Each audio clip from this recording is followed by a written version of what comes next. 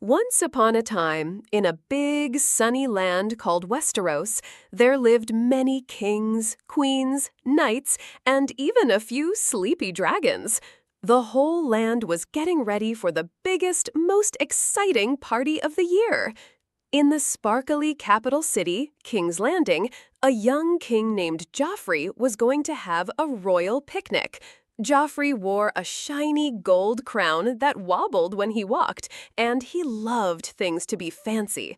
His soon-to-be queen, Margaery, had a smile as bright as a sunflower and hair that tumbled down in beautiful brown curls. She was so excited for the picnic.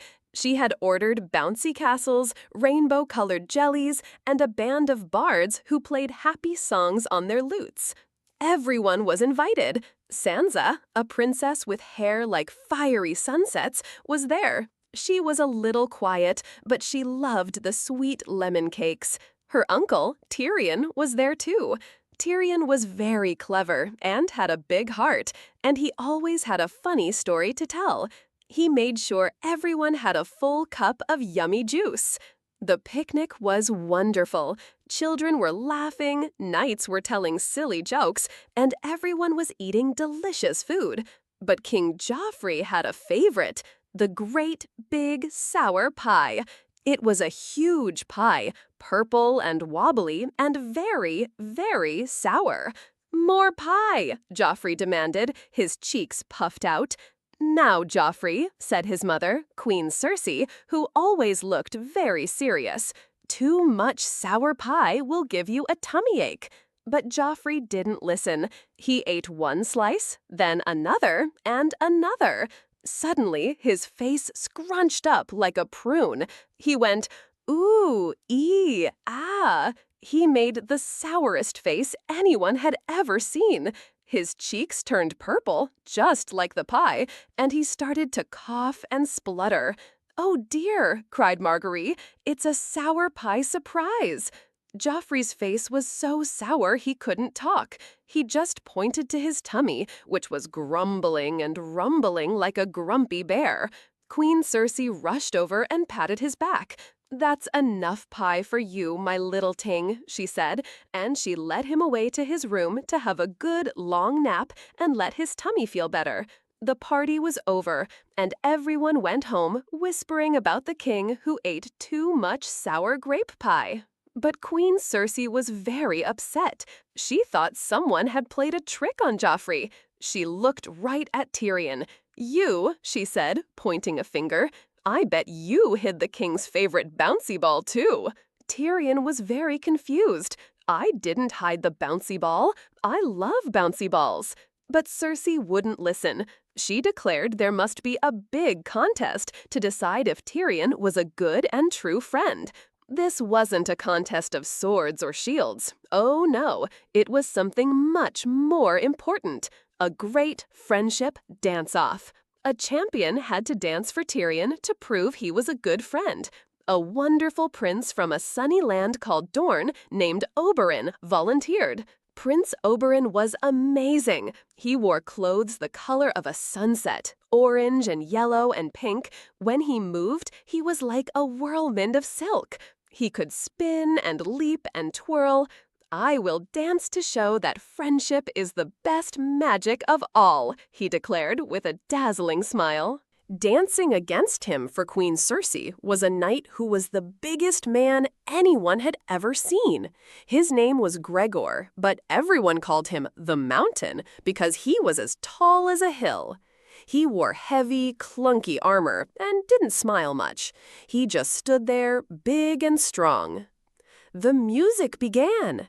Prince Oberyn danced circles around the mountain. He did the wiggle worm, the twirly-whirly, and the super leaping gazelle. He was so fast and so graceful. "See," he chanted as he danced, "friendship is light, friendship is quick, friendship is happy." The mountain just stood there. He tried to copy Oberyn, but his armor was too heavy. He just stomped his foot. Clump. Then he stomped his other foot. Clump. Oberyn danced and danced for what felt like hours. He did a triple spin, a flip, and a final super-duper mega twirl. He was so fast and spun so much that he got very, very dizzy.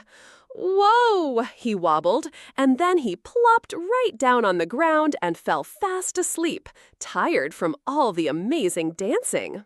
The mountain just stood there, still stomping. Clump. Since he was the only one still standing, the judges said he won the dance-off. But everyone knew that Prince Oberyn was the better dancer. And Tyrion's father, Tywin, a very serious man with a very serious beard, decided that Tyrion was a good friend after all, and he even helped him find the missing bouncy ball, which had just rolled under a bush. Meanwhile, far away, across the big blue sea, was a kind queen named Daenerys. She had hair as white as snow and a very gentle heart. And she wasn't just a queen of people, she was the mother of 3 baby dragons. Their names were Drogon, Rhaegal, and Viserion. They had sparkly scales of black, green, and cream. They loved their mother very much and would snuggle on her shoulders. But dragons, even baby ones, can be a little mischievous. One sunny afternoon, Daenerys was teaching her dragons how to be polite. Now, when you meet someone, you must say hello, not roar, she instructed. Rhaegal and Viserion nodded their little dragon heads. But Drogon, the biggest of the 3, had a tickle in his nose. Achoo, he sneezed. But when a dragon sneezes, it's not a normal sneeze. Out came a little puff of fire. Poof! The little flame flew through the air and landed right on a basket of the royal socks. The socks weren't hurt, but they were all toasted as brown as bread. "Oh, Drogon," Daenerys said, not in an angry voice, but in a kind, firm one. "We do not sneeze fire on the laundry." The dragons looked very sorry. Daenerys knew they didn't mean to be naughty, but they were getting bigger, and their fiery sneezes were getting stronger. She decided they needed a safe place to play until they learned to control their sneezes. She led them to a big, beautiful cave filled with comfy pillows and shiny toys. "This is your new playroom," she said, giving each of them a kiss on their snout. "You can have a little time out and practice your sneezes in here where it's safe." The dragons snuggled down, happy to have their own special room. Way, way up in the tippy top of Westeros, there was a giant wall made of ice. It was called the Wall, and it was so tall it looked like it touched the clouds. It wasn't a scary wall. It was the world's biggest, most fun slide. A group of friends called the Night's Watch were the keepers of the slide. Their leader was a kind young man with curly black hair named Jon Snow. His best friend was a cheerful boy named Samwell, who loved to read books more than slide. Their job was to keep the great snowy wall shiny and smooth for everyone to enjoy.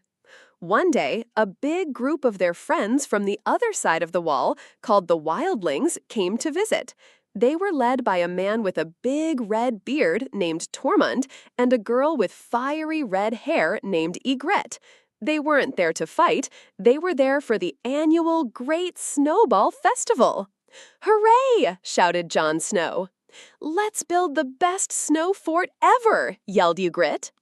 They spent all day laughing and playing. They built 2 giant snow forts. Jon and the Night's Watch were on one team, and Ygritte and the Wildlings were on the other. They threw fluffy, soft snowballs at each other. Swoosh! Splat!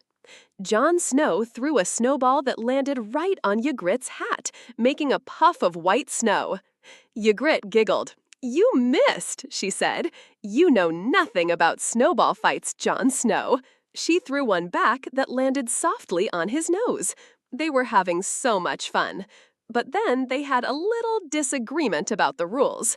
Jon said you couldn't use extra big snowballs, but Ygritte thought bigger was better. They argued for a minute, but they weren't really mad. said Ygritte, pretending to be cross. I'm going home to have hot chocolate. And she and the wildlings packed up their things and went back to their side of the wall, waving goodbye. Jon Snow waved back, smiling. He knew they would be back next year for another festival. While all this was happening, little Princess Arya was on a grand adventure. Arya wasn't like her sister Sansa. She didn't like fancy dresses. She liked exploring. She was traveling with a very big, very grumbly man named Sandor, but she called him the Hound because he was always grumbling. He looked scary, but deep down he was teaching her how to be brave and find the best wild berries in the forest. One day, they met a knight. This was the tallest lady knight Arya had ever seen. Her name was Brienne, and her armor was so shiny you could see your face in it.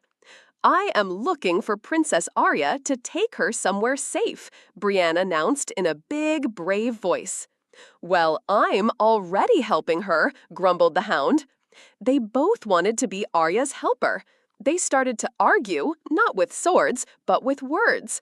I'm the better helper, said Brienne. No, I am, said the Hound. They got so busy arguing that the Hound didn't watch where he was going, and he tripped over a big rock and scraped his knee. Ouch, ouch, ouch, he grumbled, more embarrassed than hurt. Oh dear, said Brienne, you need a bandage and a rest. So Arya gave the Hound a big hug goodbye and promised to visit.